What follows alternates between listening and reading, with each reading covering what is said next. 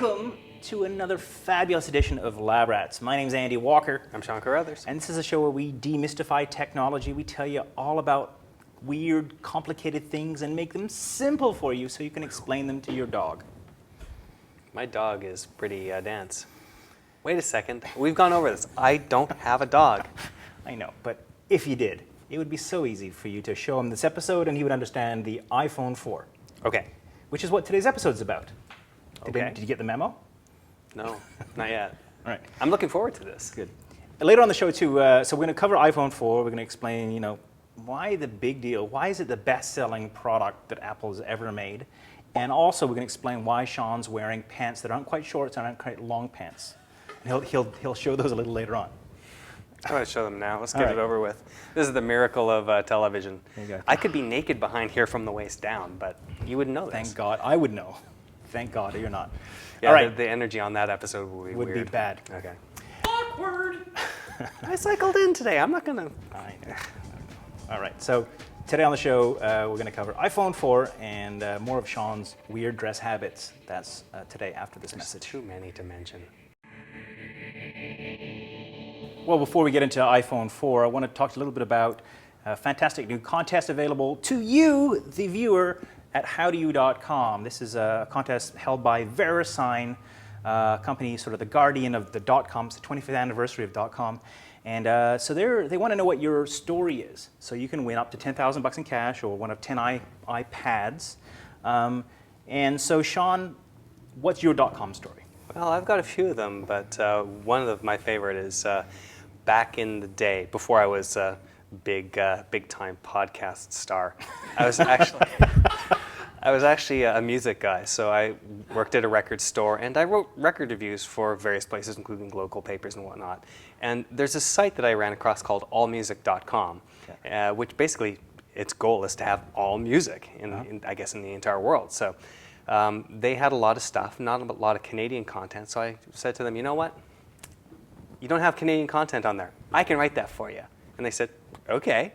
So I started writing record reviews for them, and a lot of my reviews are still up there. And it was fun. It got me into the world of internet music reviewing and journalism, I guess, in the end. Well, I was doing some journalism beforehand as well on the side, but this actually got my stuff out internationally speaking in the music community, which I hadn't done before, which was kind of interesting. That's cool. So allmusic.com got your start. Allmusic.com, and I think you can see my Rheostatics reviews there to this day. So there you go. Well, check that out.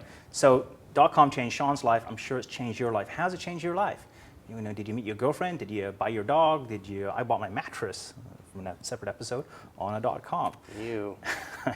So zip on over howdoyou.com. Tell your story. I'm sure it's better than his and better than mine. All right, so let's get started. Yeah, before we get started, though, it just occurred to me something. What? Why are you giving me fashion tips? Oh, I've seen some of the shirts you've worn on this show. My fashion sense is impeccable. It's always bought from the best fashion stores. And listen, they don't want to know anything about my fashion sense. They want to talk about iPhone 4. So let's get on with it.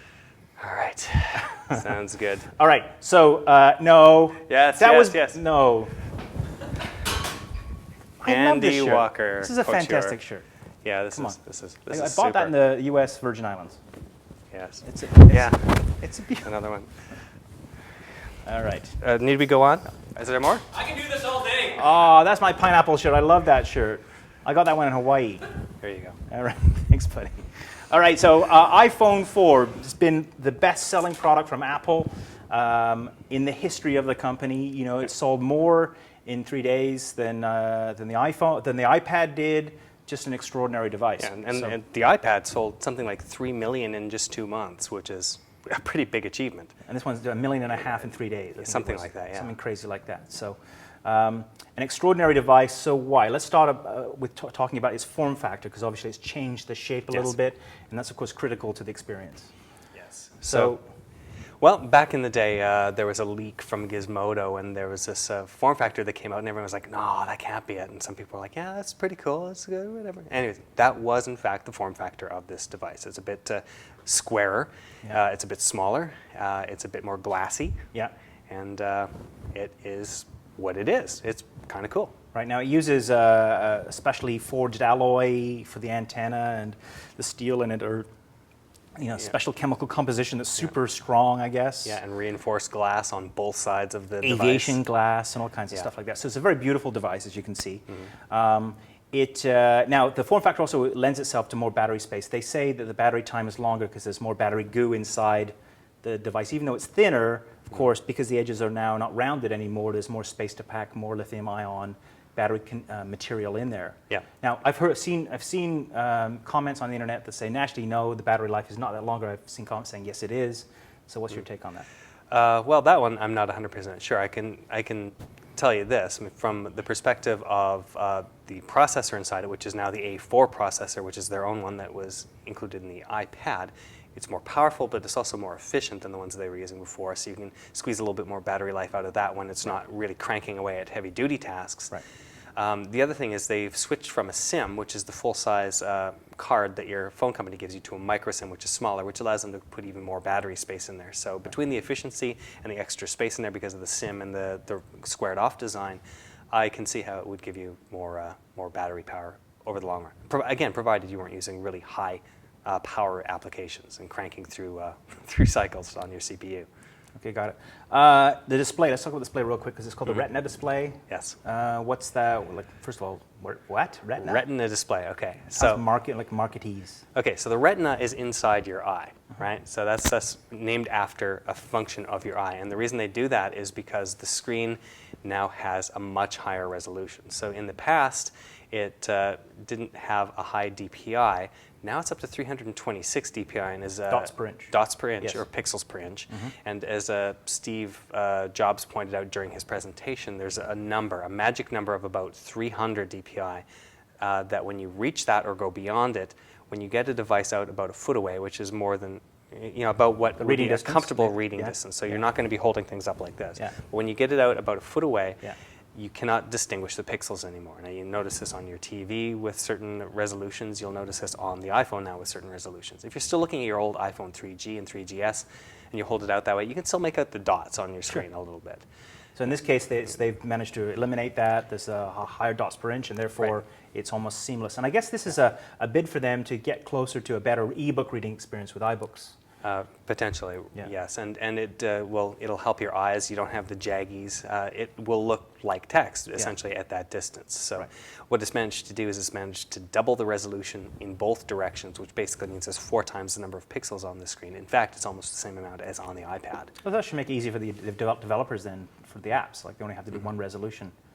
I guess they'll still have to do it for the older versions, but I guess you can now, moving forward, make a version that runs on both versions and visually has the same experience. Yeah, there's less delta between the two in terms of pixels. But yeah, there's still a balancing act you have to make. There still is too small on a screen like that, even if you have the resolution.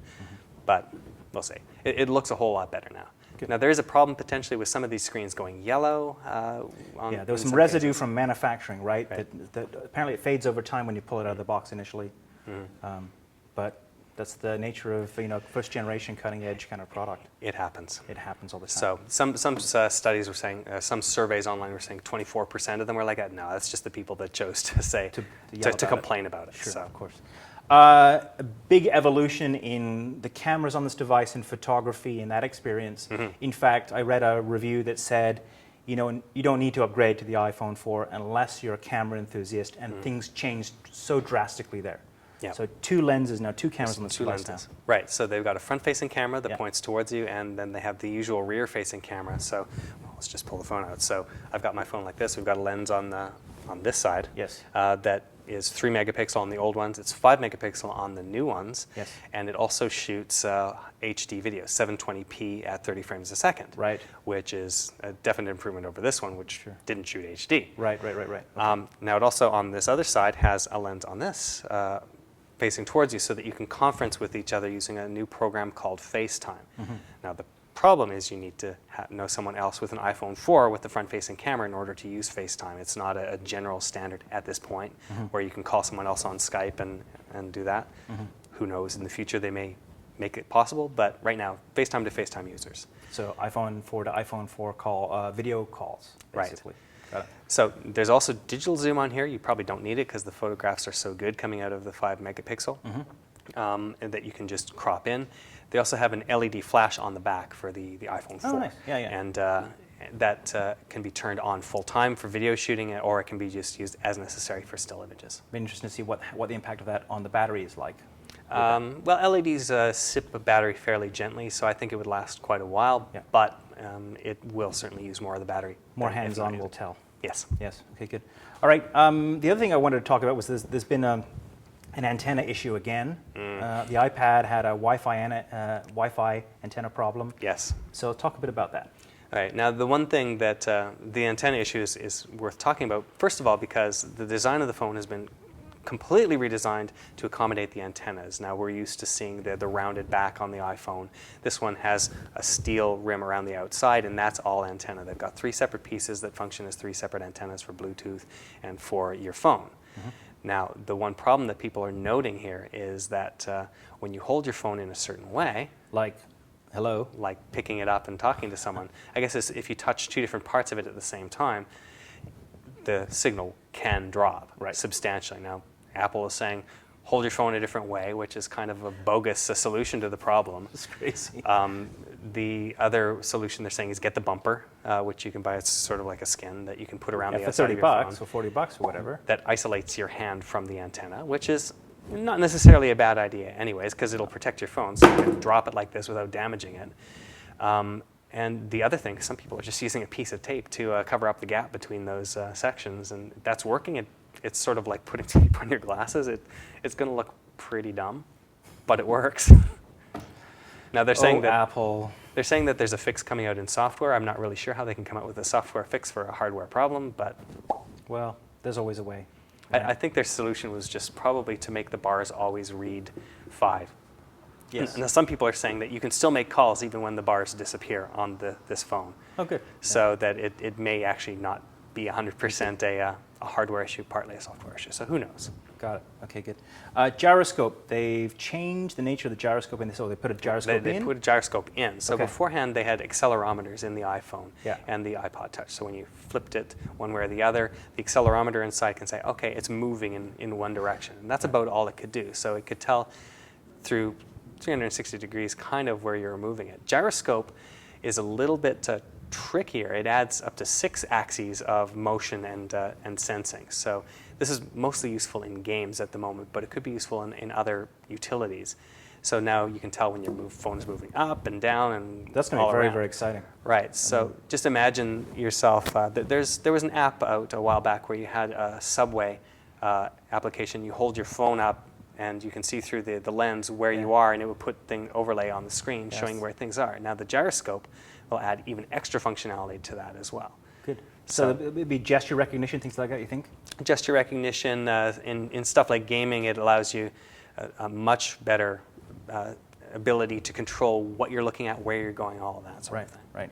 And finally, of course, the software component on this has been revved. We've already seen that. It's called the iOS 4 or iPhone. Well, it was called the iPhone operating system. Now they've renamed it iOS 4. Yeah, possibly because they're planning to move it onto bigger devices like computers, and it will go onto the iPad later on. So it's no longer just a phone thing. Right, good. And now you did a series on that. We've done an episode recently. So if you guys want to find out more about that, there's multitasking, there's folders, all kinds of features. So check that out. I guess that's about it. Yeah, there's a lot of other stuff on the iPhone 4. Those are the biggies, but you can explore. And as we find out other things, we'll probably put out little tutorials on Butterscotch as well. So. Very good. Okay, good.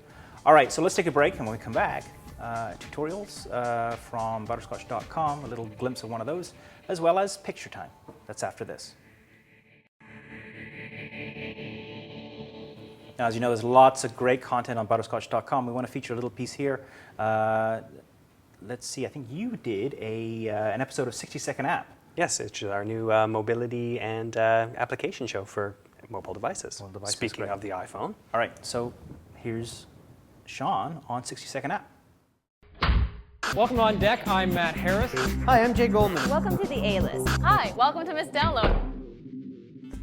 While other synth apps use a traditional keyboard motif, Bebot dispenses with that entirely, using the touch-sensitive screen of the iPhone and iPad for greater control over the pitch and volume. Put a finger on the screen and you get a note. Move it to the left or right and it changes the pitch. Move the finger up and down and it changes the volume. Now add as many fingers as you like, and Bebop will sing along with you as you move your fingers around the screen. Well, Sean's wearing his Spants, and he came up with a brilliant little idea thanks to the inspiration of his half pants, half shorts experience. So, what's your extra iPhone 4 feature? Well, the one thing that is not really obvious Spants boy. is, I'm just going to ignore him now. So the one thing that they've added into the iPhone 4 is a second microphone into the body of the phone. Right now you've got the main microphone at the bottom, but they got a second microphone now for noise cancellation, so it can triangulate between the two and figure out what's your voice and what's crap out there.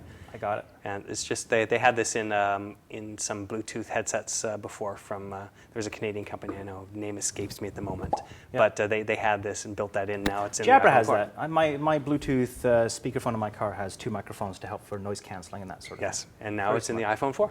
Very exciting. Okay, good. All right. Picture time? Picture time. So we have one picture today for you.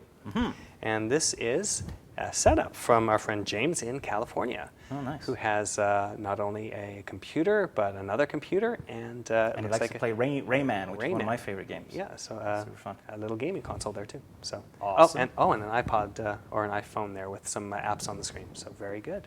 Good. Okay. Well, you can send your pictures to be featured on Picture Time to Spants are the new pants at labrats.tv. And if you can't spell Spants, then you could more simply send an email to feedback@labrats.tv. I'm wondering if Spants is in Wikipedia. We should look it up.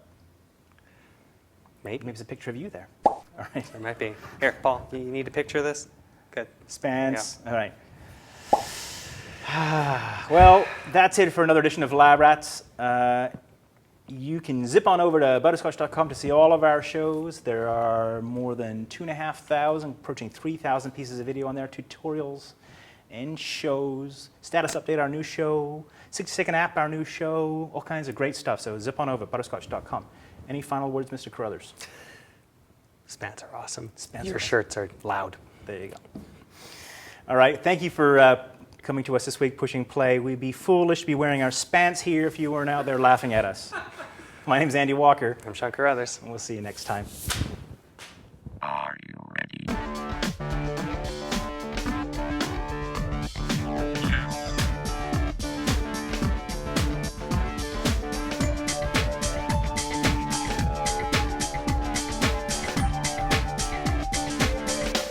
Try this at home.